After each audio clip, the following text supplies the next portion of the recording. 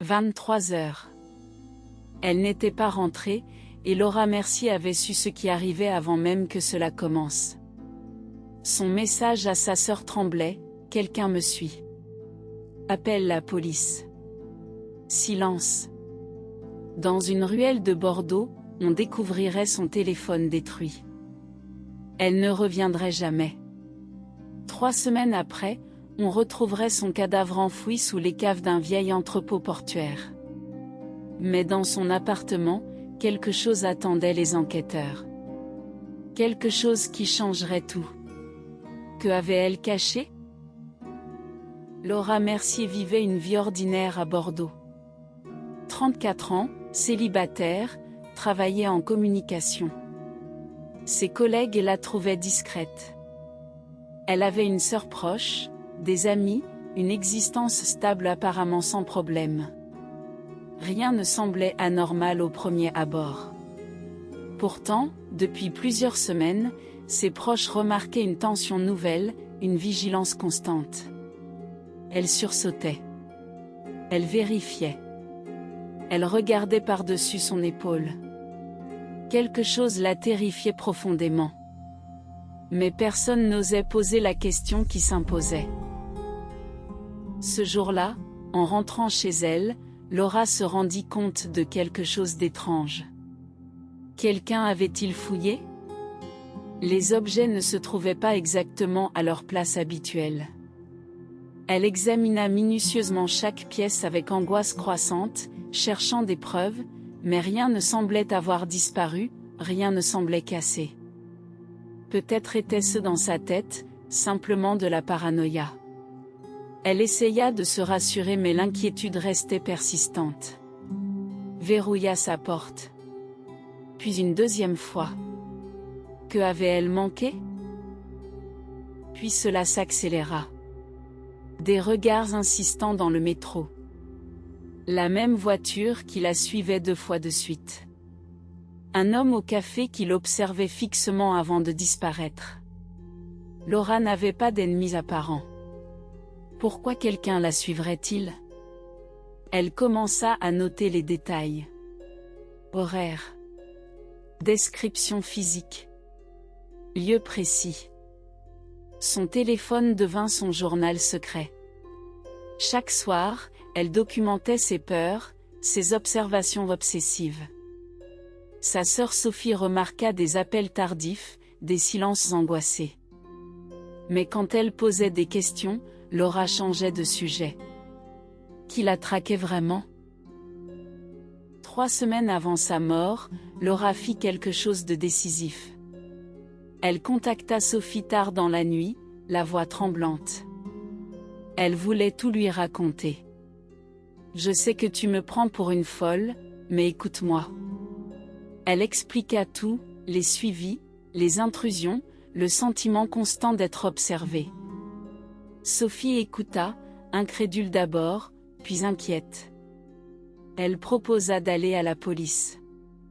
Laura refusa catégoriquement. Pas encore. Je dois avoir des preuves. Preuves de quoi exactement? Laura ne le dit jamais. Ce secret allait la tuer. Au travail, Laura changea de comportement. Elle devint méfiante, évita les conversations. Ses collègues remarquèrent son isolement croissant. Un homme en particulier, Marc Dufour, travaillait dans le même étage. 36 ans, cadre ambitieux, sourire commercial permanent. Depuis 2 ans, il proposait régulièrement à Laura de prendre un café. Elle avait toujours refusé poliment. Mais cette semaine-là, elle accepta. Pourquoi soudainement? Voulait-elle se confier à quelqu'un du bureau? Ou était-ce autre chose? Pendant 1 heure, elle parla à Marc. Peu de détails. Beaucoup de silence. Marc écouta attentivement.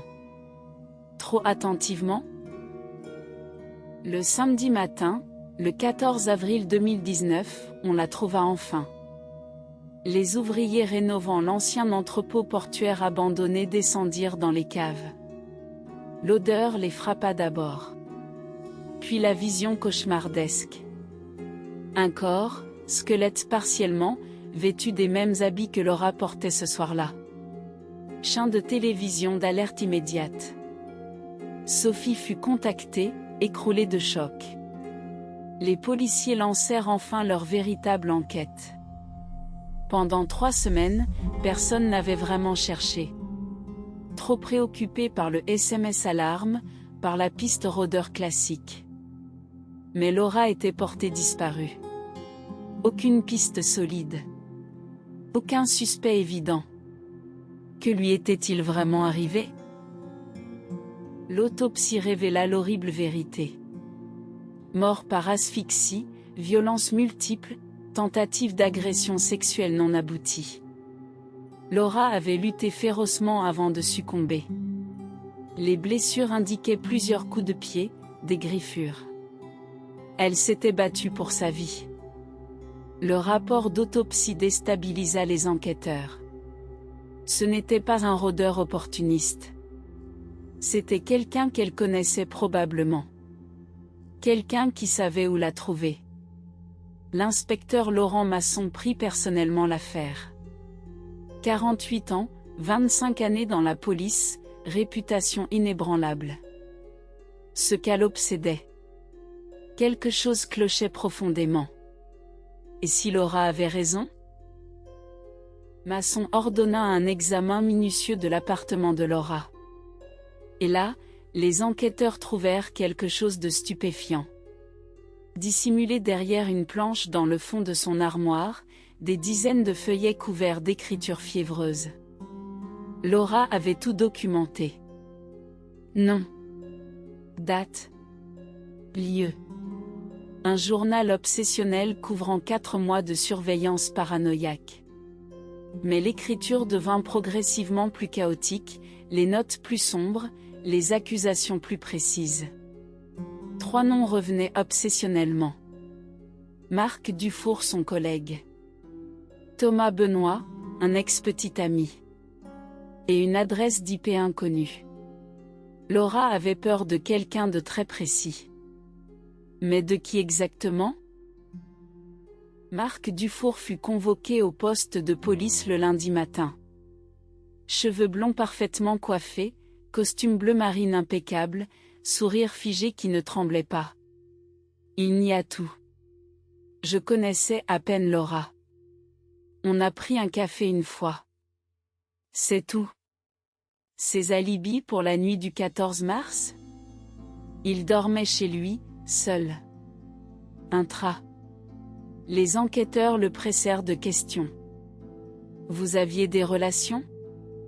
Elle vous a confié quelque chose? Marc restait de marbre, presque trop calme. Son comportement rappela à Masson celui des coupables entraînés à se maîtriser. Mais pas de preuves formelles. Pas d'ADN sous les ongles de Laura correspondant à Marc. Pas de témoins.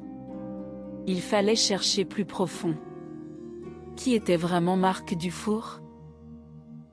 Thomas Benoît, 41 ans, fut localisé en Dordogne. Laura l'avait fréquenté pendant 2 ans, avant qu'il devienne obsessionnel et paranoïaque, la suivant jusque dans ses courses. Elle avait rompu brutalement. Thomas avait mal réagi. Menaces voilées. Appels répétés. Messages de vengeance. Puis soudainement, tout s'était arrêté 1 an plus tôt. Les enquêteurs découvrirent qu'il travaillait comme technicien informatique, dépanneur à domicile. Il aurait pu pirater le téléphone de Laura. Installer des logiciels de suivi. Thomas fut amené au poste. Nervosité extrême. Confession partielle sur le harcèlement passé, mais ni l'agression. Alibi vague mais vérifiable. Son téléphone interrogé montrait des traces de communication avec une adresse IP anonyme. Était-ce l'IP énigmatique du journal de Laura? L'adresse IP que Laura avait consignée fut tracée par les techniciens de la police. Elle correspondait à un routeur portatif, impossible à localiser avec précision. Mais le modèle, les configurations suggéraient quelqu'un de techniquement compétent. Quelqu'un ayant accès à du matériel professionnel. Quelqu'un qui savait comment rester invisible. Les enquêteurs imaginèrent un scénario terrifiant. Laura était traquée en ligne physiquement. Quelqu'un avait accès à ses données personnelles, ses localisations, ses communications. Puis cette personne l'avait suivie. L'avait attendue cette nuit-là. Mais qui avait les compétences et la motivation? Marc, simplement jaloux? Thomas, fou de vengeance? Ou quelqu'un d'autre qu'on ne soupçonnait pas encore? Un détail aurait pu être oublié. Une petite notation dans le journal de Laura, écrite une semaine avant sa mort. 4 mots seulement, il était là hier. Puis une adresse. L'adresse d'un parc à Bordeaux où Laura se promenait régulièrement. L'inspecteur Masson visionna les caméras de surveillance de la zone. Rien. Pas de caméra directe sur le parc. Mais les commerces alentours avaient des enregistrements.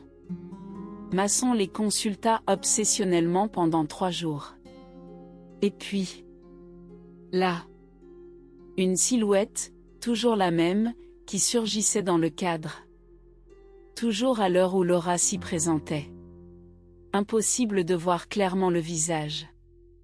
Mais sa morphologie, son allure rappelait légèrement quelqu'un. Quelqu'un qu'on avait déjà interrogé? Masson n'était pas certain. Qui était cette ombre? Masson et son équipe réinterrogèrent Marc Dufour. Cette fois avec des photographies du mystérieux silhouette du parc. Marc regarda. Pâlit. Nia toujours. Mais sa main tremblait légèrement. Quand ils mentionnèrent l'IP anonyme, il demanda soudainement un avocat. 4 mots seulement, je veux un avocat. Silence complet. L'interrogatoire prit fin. Masson sentait qu'il approchait. Mais quelque chose manquait encore. Une connexion manquante. Un mobile flou. Marc n'aurait-il tué que par jalousie professionnelle? Ou était-ce plus personnel? Masson se demanda si quelqu'un d'autre était impliqué. Si Marc agissait seul ou en collaboration. Et si quelque chose dans ce puzzle ne correspondait pas du tout? L'équipe technique examina les téléphones de Marc Dufour. Ils découvrirent qu'il avait géolocalisé Laura 304 fois en 6 mois. 300 suivis numériques. Cela dépassait la jalousie. C'était de l'obsession pathologique maîtrisée. Ces messages supprimés furent récupérés. Des fragments de menaces voilées. Tu ne peux pas m'échapper. Je vois tout ce que tu fais. Tu as commencé cela. Marc Dufour avait construit un filet de surveillance totale autour de Laura. Son alibi d'être seul chez lui la nuit du meurtre? 2 voisins l'avaient, supposément, vu entrer chez lui entre 19h et 17h. Mais aucun n'avait le souvenir précis. Pas de caméra de bâtiment. Pas de preuve directe qu'il y avait dormi. Masson savait qu'il tenait son coupable. Mais comment le prouver sans ombre de doute? La piste ADN devint soudainement décisive. Pendant 2 semaines, on avait cherché des correspondances dans les banques de données sans résultat. Puis un technicien découvrit quelque chose de crucial. Des fibres textiles sous les ongles de Laura. Fibres spécifiques d'une veste de marque rare. Une veste offrant très peu de variantes sur le marché bordelais. Masson obtint un mandat pour examiner le domicile de Marc. Dans son appartement, sous le lit, bien caché, une veste. Identique à celle retrouvée sous les ongles de Laura. Imprégnée de sang. Groupe sanguin AB positif, extrêmement rare. Identique à celui de Laura. Des cheveux blonds dans les coutures. Identique au poil de Marc. La veste fut l'arme du crime silencieuse. La preuve matérielle implacable que la police attendait. Marc Dufour était écrasé. Confronté aux preuves irréfutables, Marc Dufour s'effondra. Pas soudainement. Progressivement. D'abord il protesta, puis il hésita, puis il avoua partiellement. Oui, il aimait Laura. Oui, il la suivait. Oui, il avait installé des logiciels de suivi. Mais le meurtre? Il prétendait que c'était un accident. Une lutte. Elle s'était défendue farouchement. Une bagarre. Elle était tombée. L'asphyxie était involontaire. Ses mensonges effondraient à chaque nouvelle question. Masson ne le croyait pas. Personne ne croit à l'accident quand on brûle ou étrangle quelqu'un pendant plusieurs minutes. Marc avait eu largement le temps d'appeler l'ambulance, de relâcher sa prise. Il avait maintenu la pression jusqu'au bout. Jusqu'à ce qu'elle arrête de bouger. Jusqu'à ce qu'il la tue complètement. Les enquêtes psychologiques sur Marc révélèrent un profil terrifiant. Enfance traumatisée, rejet des femmes, fantasmes violents entretenus depuis l'adolescence. Il avait collecté des images de femmes sans leur consentement pendant des années. Il avait eu plusieurs incidents au lycée pour harcèlement. Puis il avait appris à se maîtriser. À cacher son vrai visage derrière un costume de cadre ambitieux. Professionnel. Civilisé. Laura avait été sa cible l'année où il l'avait repérée au travail. Quelque chose chez elle l'avait déclenché. Peut-être son indifférence envers lui. Peut-être précisément le fait qu'elle le repoussait régulièrement. Son refus alimentait sa rage. Le meurtre n'était pas un accident. C'était l'apothéose planifiée, calculée, minutieusement exécutée d'une obsession devenue folie meurtrière. Marc Dufour fut condamné à perpétuité. Cour d'assises de Bordeaux, septembre 2019, 6 mois après la découverte du corps de Laura. La sentence était juste. Mais pour Sophie Mercier, la peine semblait insuffisante. Sa sœur était morte. Torturée. Humiliée. Et son assassin conservait une vie, un corps, une respiration quotidienne derrière les barreaux. C'était déchirant de contempler cette injustice fondamentale. Laura avait essayé de nous le crier. De nous avertir. Elle avait documenté son meurtre à venir. Preuve à la main. Et personne, absolument personne n'avait écouté son appel au secours. Pas assez tôt. Pas assez fort. La police aurait pu l'épargner. Une question hante toujours les enquêteurs. Que se serait-il passé si quelqu'un avait écouté Laura plus tôt? Si on avait pris ses craintes au sérieux? Si son SMS paniqué avait déclenché une intervention immédiate? Les psychologues forenses estiment que Marc aurait attaqué peu importe les circonstances. Son obsession était devenue irréversible. Mais peut-être Laura aurait-elle eu une chance. Une fuite possible. Une protection policière. Quelque chose qui aurait changé l'issue irréversible. Les notes qu'elle avait laissées, ces preuves qu'elle accumulait obsessivement, elle eurait le danger imminent. Mais Bordeaux dormait. Le système ne voyait rien. Personne ne l'aida. Et 3 semaines plus tard, on la retrouverait morte. Ce qui fascine les criminologues, Laura documentait Marc de façon obsessionnelle. Marc documentait Laura de façon obsessionnelle. 2 obsessions qui se rencontrent, se heurtent, s'amplifient mutuellement. Ces tentatives de documentation, de preuves, ces notes répétées ont peut-être alerté Marc que Laura le soupçonnait. L'avait-elle aggravé? Panique accentuée? C'est la théorie psychologique. Laura, croyant se protéger, avait informé indirectement Marc qu'elle le suspectait. Cette connaissance avait pu le pousser à agir. Avant que Laura ne trouve assez de preuves formelles pour le dénoncer à la police. C'était un racine contre la montre silencieuse. Et Marc avait gagné, tragiquement, par le crime. Après sa condamnation, Marc laissa finalement tomber le masque. Aux prisonniers, aux gardiens, aux psychiatres, il racontait la vérité selon lui. Laura l'avait repoussé une fois de trop. Laura avait rougi quand il avait mentionné un rendez-vous. Laura l'avait humilié devant les autres collègues. Donc oui, il l'avait suivi. Oui, il l'avait traqué. Oui, il l'avait tué. Pas par accident. Par choix délibéré. Vengeance. Possession. Contrôle absolu. Au moment de la mort, au moment exact de l'asphyxie, il a dit qu'il s'était senti délivré. Comme s'il accomplissait une mission sacrée. Les psychiatres reconnaissent un psychopathe classique.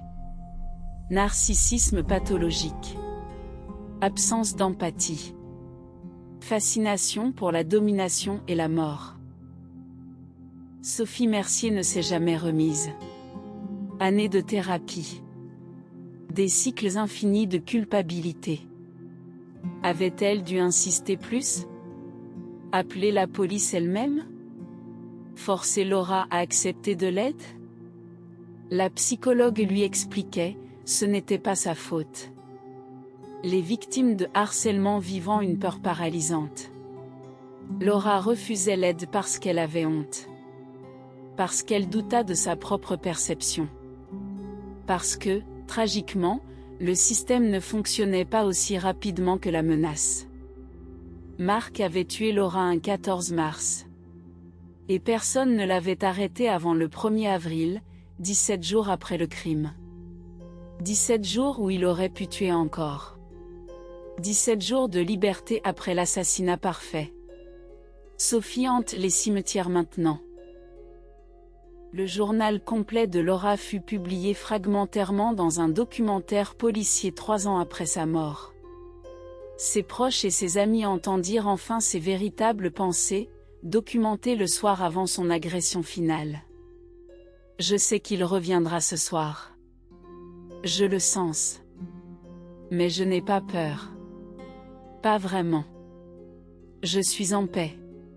Si quelque chose m'arrive, dites à Sophie que ce n'était pas sa faute. Dites-lui que j'ai essayé. Je ne savais pas comment demander de l'aide sans avoir l'air folle. Ces lignes lacérèrent Sophie. Laura savait. Laura acceptait son sort. Et elle écrivait cela avec une sérénité terrible. Étaient-ce les mots d'une femme résignée ou les dernières pensées d'une âme qui avait compris l'inévitable? 300 fois. C'est le nombre précis de fois où Marc Dufour avait géolocalisé Laura avant de la tuer. 300 jours durant lesquels il l'avait traquée, observée, documentée. 300 suivis obsessionnels qui formaient un portrait psychologique terrifiant d'un homme décidant graduellement de commettre un meurtre. À chaque suivi, il se sentait plus puissant. À chaque message censuré envoyé, puis effacé, il se sentait maître du destin de Laura. Les inspecteurs analysaient les données GPS. Chaque point confirmait que Marc avait attendu. Préparé. Calculer le timing parfait. Le 14 mars n'était pas une attaque impulsive.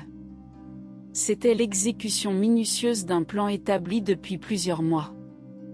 La technologie que Marc croyait l'aider devenait sa condamnation écrite. Un détail ultime émergea 2 ans après la condamnation.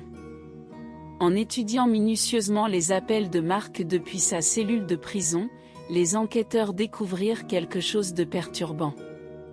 Il avait appelé le bureau de Sophie Mercier. Pas une fois. 4 fois. Les messages vocaux étaient flous, inaudibles.